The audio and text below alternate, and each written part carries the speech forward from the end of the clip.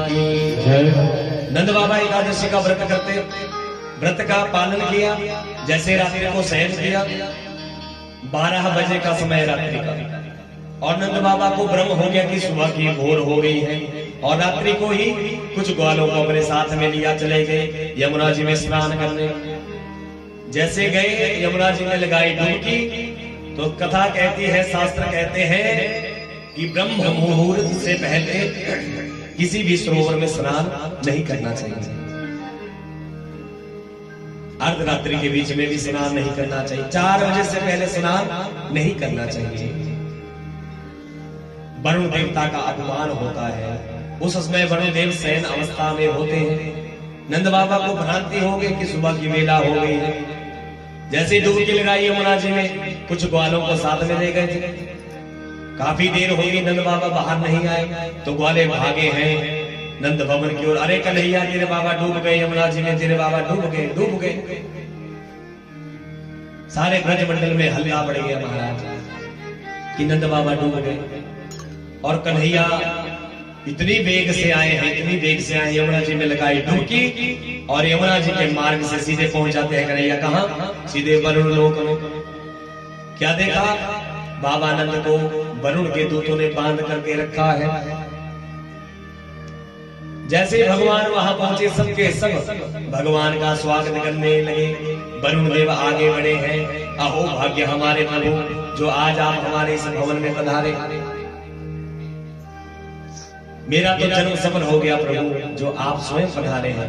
भगवान बोले, हमारी प्रशंसा करते हो, और हमारे ही बाबा को यहाँ बंदी बना करके रखा है। जो वरुण देवता ने देखा, अपने उन पार्षदों को, दूतों को डांट लगाई है, क्षमा याचना की है, प्रभु मेरे इन दूतों से अपराध हुआ है, इन्हें क्षमा कर दो। नंद बाबा ये दृश्य देख रहे हैं,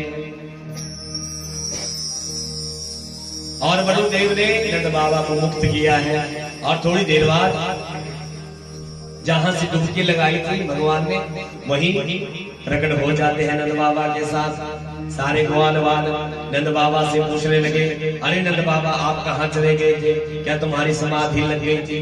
तो नंद बाबा ने जो देखा वो कह दिया। सुनो ब्रजवासियों, अरे ना जाने क्या हुआ, अर्धरात्रि के बीच में ही स्नान करने के लिए निकल गया। जैसे मैंने डुबकी लगाई तो 2 दूत आया, मुझे पकड़ के ले गए, और ना जाने कहां से घूमता घूमता मेरा ये लाला आ गया, कन्हैया आ गया। पर सुनो, जब कन्हैया वहां पहुंचा तो सब कन्हैया की जय जयकार करने लगे। मेरे कन्हैया के बने ठाठ है, और जो उस लोक का राजा था वो भी कन्हैया के चरणों में गिर गया। अब ग्वालों को पूरा विश्वास हो गया, ये भगवान ही है। ग्वाले बोले, कन्हैया तू सच बता दे भैया, तुझे हमारी सौगंध है, तुझे इस ब्रज भूमि की सौगंध है, सच बता दे तू भगवान है। भगवान बोले, मेरे पीछे क्यों पड़े हो हाथ धो कर? अच्छा मैं भगवान हूँ, मान लिया मैं भगवान हूँ। अगर मैं भगवान हूँ तो तुम मुझसे क्या चाहो? तो ग्वाले वाले, सुन कन्हैया, यदि तू भगवान है तो हमें अपने बैकुंठ का दर्शन करा दे भैया। हम देखना चाहते हैं तेरा बैकुंठ कैसा है, दिखने में कैसा लगता है। भगवान बोले, अच्छा बैकुंठ का दर्शन करना है, चलो हमारे साथ। कन्हैया सबको लेकर के आए हैं, कहा? ब्रह्मकुंड में।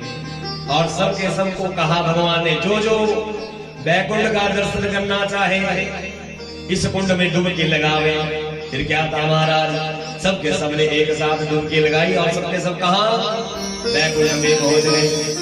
जैसे पहुंचे, उस दिव्य बैकुंठ को देख करके सब मुग्ध हो गए। भगवान के पास 4 हाथों वाले ग्वाले उन पार्षदों को कहने लगे, राम राम भैया जी, श्याम श्याम भैया जी, पर कोई जवाब नहीं मिला। ग्वाले आपस में वार्तालाप करने लगे, अरे भैया यहाँ तो कोई बात ही नहीं कर रहा है, चलो अलग जगह में आए हैं, क्या पता यहाँ की भाषा कुछ अलग हो, क्योंकि कहीं कहीं भाषा अलग होती है। कहीं कहीं सीताराम कहा जाता है, कहीं राधे श्याम, कहीं हर हर महादेव, कहीं जय गंगा मैया, अलग अलग क्षेत्र की अलग अलग भाषा। आगे बढ़े, बैकुंठ का दर्शन करने लगे, और शेष सैया पर विराजमान भगवान विष्णु का जब दर्शन किया तो ग्वाले आपस में कहने लगे, अरे देख देख देख, ये जो नागों के ऊपर विराज रहा है, इसकी शक्ल हमारे कन्हैया से मिल रही है, कन्हैया जैसा लग रहा है। जैसे ही भ्रमण कर रहे हैं वैकुंठ का, तो क्या देखा, सामने 4 मुख वाले ब्रह्मा जी दिखाई पड़े, हरे राम राम राम। 5 मुख वाले शंकर भगवान, हे भगवान, अभी तक तो 4-4 हाथ वाले दिख रहे थे, अब ये 4-4 मुखड़े वाले, 5-5 मुख वाले भी दिखने लगे। ये कैसा वैकुंठ है, ये कैसा वैकुंठ है। और जैसे ही ग्वाले आगे की ओर बढ़ने लगे, पार्षदों ने रोक दिया, सुनो ग्वालों, जो कुछ भी स्तुति करनी है यहीं से करो। अब सब ग्वाले आपस में वार्तालाप करने लगे और कन्हैया से प्रार्थना करने लगे, सुन भैया कन्हैया, तू जहां भी है, हमारी बात सुन रहा है, तो हमें वापस वृंदावन में बुला ले। हमें नहीं चाहिए तेरा वैकुंठ, हमें नहीं चाहिए, कर लिया दर्शन। और भगवान की कृपा, जिस कुंड से वैकुंठ में पहुंचे थे, पुनः उसी कुंड से सब ग्वाले उछल करके बाहर निकल जाते हैं। बोलिए भक्तवत्सल भगवान की। और कन्हैया सामने खड़े होकर के बंसी बजा रहे हैं, इतनी सुंदर बंसी बजाई है। सब ग्वाले बोले, सुन कन्हैया, हमें नहीं चाहिए तेरा वैकुंठ भैया। अरे ऐसे वैकुंठ को क्या करना जहां कोई राम राम ना कहे, श्याम श्याम ना कहे, उससे अच्छा तो हमारा ये वृंदावन है। हम जब चाहे तेरे साथ कबड्डी खेलते हैं, जब चाहे तेरे साथ क्या करते हैं, चोरी करते हैं, जब चाहे तुझे घोड़ा बना देते हैं।